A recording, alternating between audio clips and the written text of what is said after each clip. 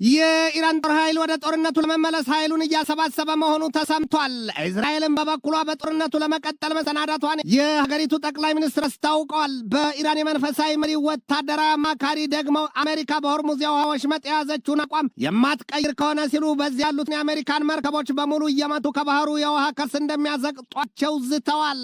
የሆርሙዝ የውሃ መተላለፊያ ወሽመጥ ከተዘጋ ዛሬ ሶስተኛ ቀኑን ሲይዝ አሜሪካ ተጨማሪ ወታደሮቿን በመካከለኛው ምስራቅ ቀጠና ምድር ለማስፈር መዘጋጀቷን ተሰምቷል። ይህንኑ ርዕሰ ጉዳይ በዓለም አቀፉ ትንታኔ ዘገባችን መርጠን ተመልክተነዋል። ከትንታኔ ዘገባው ጋር ትዕግስቱ ነኝ። አሜሪካ በዚህ ወቅት ሌላው ቀርቶ ጥለዋን ስንኳ ታምንም ይሏት አለመ ቢሉም ወዳጅና አጋርና አባሮቿን ከአውሮፓ ቢሉ ከእስያ ቀጠና በኢራን በገባችበት ጦርነት አይታቸዋለችና ነው ሲሉ ያሳዩባታል። በዝርዝር ለመቀኘት ያህልም አሜሪካ ገና በመጀመሪያዎቹ ቀናት የኢራን ጦርነቷ የሰሜን አትላንቲክ ጦር ቃል ኪዳን ድርጅት ወይም ኔቶን ተስፋ ብታደርገው የአውሮፓኑ መንግስታት በቡድንም ተናጠልም በኢራን ጦርነት እጃቸውን እንደማስገቡ ነግረዋታል። ትራምፕ የጦር መርከቦቻችሁን ላኩ ሲሉ ለአውሮፓ፣ ለቻይና፣ ለጃፓንና ለደቡብ ኮሪያ መንግስታት ትዕዛዝ መሰል መልእክታቸውም ይልኩም እነዚህ ሀገራት ግን አንነካው ነው ያሏቸው። ሲያየገባን ሲሰማ ቀበራው ይሉትን መሆኑ ነው። ትራምፕ ያደርጉት ነገር ቢቸግራቸው ከቻይናም ጋር ለመወያየት በቀጣይ ከግንቦት 14 እስከ 15 ቀጠሮ ይዘዋል። የአሜሪካ ባለስልጣናት በኢራን ጦርነት ከበስተጀርባ አከርካሪዎቹ ሩሲያና ቻይና ናቸው የሚል ከጥርጣሬ ያለፈና የገዘፈ እምነት አላቸው ይሏቸዋል። በእርግጥም ሶስቱ ሀገራት ኢራን፣ ቻይናና ሩሲያ ካላቸው የወታደራዊና ፈርጀ ብዙ ትብብር ውል ስምምነት አንጻር ወዲያም ከሚሰጡት መግለጫም ተንተርሶ በኢራን ጉዳይ እጃቸው የለበትም ለማለት ይከብዳል ይሏቸዋል። በቅርቡ የአሜሪካዊ መከላከያ ሚኒስትር ፔት ሄግሴት እንደተናገሩት ሩሲያና ቻይና በቻይና ጦርነት እጃቸው እንዳለበት ደርሰንበታል ማለታቸውም አይዘነጋም።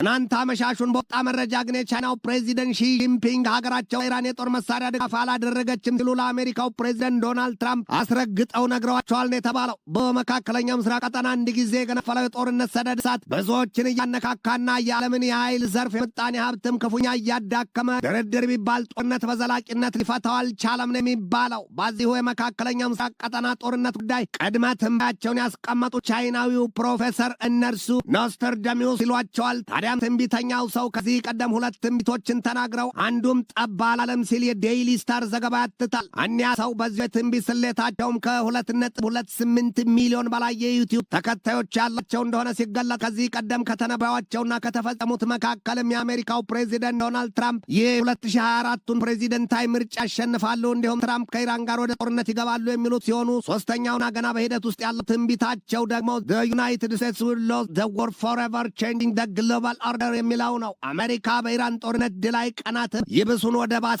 ትወርዳለች አይነት ነው። አሜሪካ ተጨማሪ ወታደሮቿን በመካከለኛው ምስራቅ ቀጠና ለማስፈር ማቀዷ ተሰምቷል። ለሀያሉ ሀገር አሜሪካ የዓለምን 20% ወይም 1/5ኛውን የነዳጅ ዘይትና የጋዝ መተላለፊያ ቀጭን የውሃ ወሽመጥ ሆርሙዝን መዝጋቷና ሶስተኛ ቀኑን በያዘበት በዚሁ አጋጣሚ 6,000 በላይ ተጨማሪ ወታደሮቿን ለማስፈር ማዘጋጀቷ ተገልጧል። ዋሽንግተን ፖስት በትናንትና መሻሽ ሪፖርቱ አሜሪካ ከኢራን ጋር ጦርነቱን ለመቀጠል ማቀዷን ምን ያሳየው። አሜሪካ ትናንትና ረቡዕ 10ኛዋንና የኢራንን ሰንደቅ ዓላማ ስታውለበልብ የነበረችዋን ግዙፍ የጭነት መርከብ በሆርሙዝ የውሃ መተላለፊያ ወሽመጥ እንዳታልፍ መከልከሏና ማሳደዷን አስታውቃለች። ያቺ የኢራኗ ግዙፍ መርከብ የተነሳችው ደግሞ ከባንደር አባስ ሲሆን የሆርሙዝን ወሽመጥ ጥሳ ለማምለጥ እንደነበር ነው የተገለጠው። የኢራኑ መንፈሳዊ መሪ አያቶላ ሙጅተባ ካሚኔ የወታደራዊ አማካሪው በበኩላቸው አሜሪካ በሆርሙዝ የውሃ ወሽመጥ የያዘችውን አቋምና ውሳኔ ጨርሶ የማትቀይር ከሆነ ሲሉ በዚያ የሆርሙዝን ወሽመጥ ዘግተው የቆሙትን የአሜሪካ የጦር መርከቦች እያጋዩ ወደ ባህሩ ጥልቅ ስፍራ እንደሚያዘቅጧቸውን የዛቱት የኢራኑ መንፈሳዊ መሪ አያቶላ ሙጅተባ ካሚኔ የወታደራዊ አማካሪው ሞሰር ረዛይ እንዳሉት አሜሪካ የሆርሙዝን መተላለፊያ ወሽመጥ ለመቆጣጠር የሚያስችል ምንም አይነት ሕጋዊ መሰረት የላትም ነው ያሉት። ለኢራን የመገናኛ ብዙሃን በሰጡት ማብራሪያቸው ረዛ ያሏቸው የአሜሪካውን ፕሬዚደንት ዶናልድ ትራምፕ ሚስተር ትራምፕ wants to become the palace of the Strait of Hormuz. Is this the job of a powerful army like the United States of America? ሲሉም ነው የጠየቁት። እንኪያስ አሉ ረዛ ያስከትለውም እንኪያስ እነዚያ የሆርሙዝን የውሃ መተላለፊያ ወሽመጥ የዘጉባቸው መርከቦቹ አይጠራጠሩ፣ በመጀመሪያው የሚሳይሎቻችን ውርጅብኝ ከውሃው ከርስ ይዘግጣሉ፣ አይጠራጠሩ ያሏቸው ትራምፕን they can definitely be exposed to our missiles and we can destroy them። ይህንን ተናጋሪው ሰው ረዛዬ የቀድሞ የኢራን አብዮታዊ ዘብ ኃይሉን በዋና አዛዥነት ያገለገሉ ሰው ናቸው። ይሁንና ዛሬ ደግሞ ረዛይ በሙጅተባ ካሚኔይ ተመርጠው ለጦር ኃይሉ በአማካሪነት መሰየማቸውም ይታወቃል ሲል የአናዶሉ ዘገባ ይተነትናል። የኢራን ጦር ኃይል በበኩሉ ወደ ጦርነቱ ለመመለስ በከፍተኛ ደረጃ ኃይሉን እያሰባሰበ መሆኑን አስታውቋል። አሜሪካና ኢራን ለሁለተኛ ዙር ድርድር ፓኪስታን ውስጥ ለመገናኘት ማቀዳቸው በሚነገርበት በዚህ ወቅት የኢራን ጦር ኃይል የምድሪቱን ገጽና ከርስ በስፋትና በጥልቀት እየቦረቦረና እየጎደፈረ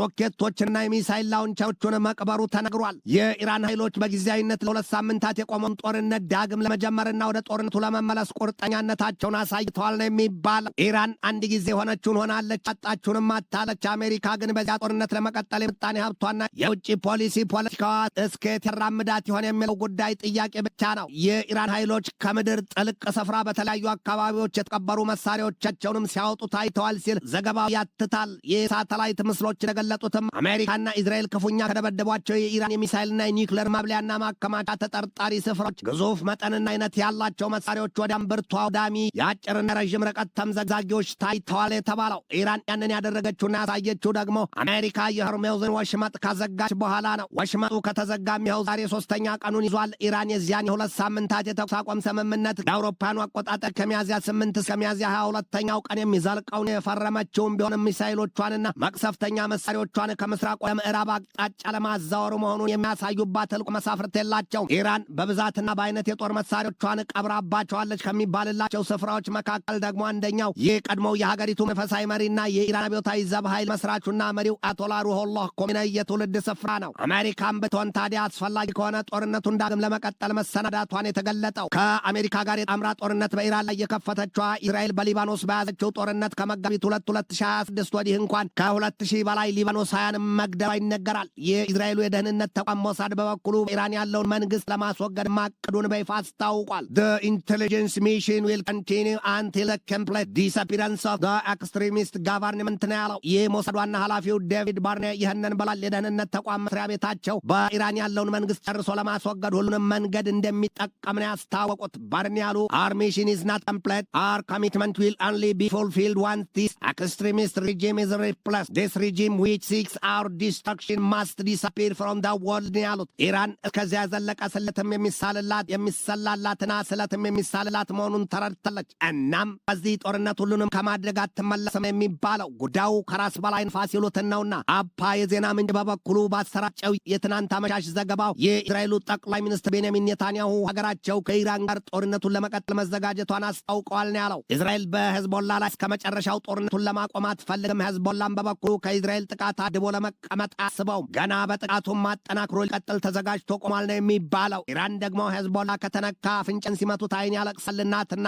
መስቀልቅልና ውስብስብ ቋጠሮ ለፈጪው ቀርቶ ለሰሚውም ግራን ሆኗል። የፓኪስታኑ ሴናተር ሙሻሂድ ሁሴን ሳይድ ደግሞ ይህንን አሉ። ኢራኒያንስ are ready for do or die. Israelis have not slept in their bedrooms. They have been sleeping in shelters. ለዱንያ ኒውስ ሰፊ ማብራሪያ የሰጡትን ሴናተሩ በፋርሲ ቋንቋ ዱንያ ባህር ቡክሪ ከይሳት ነገሩን ትራምፕ ፊት ላይ አንብቦት ዛሬ ከፊቱ ላይ ሳቅ ጠፍቷል። በጣም ደንግጧል። የኢራን ጉዳይ ከቬኔዙዌላ ለትራምፕ በፍጹም የተለየ ሆኖባቸዋል። የኢራን ህዝብ ባህላቸውንና ሀገራቸው ለመከላከል ቆርጠው ቆመዋል። they don't fear death ወይም ሞት አይፈሩም። ኢራን በሙሉ ኃይሏ ቆማለች።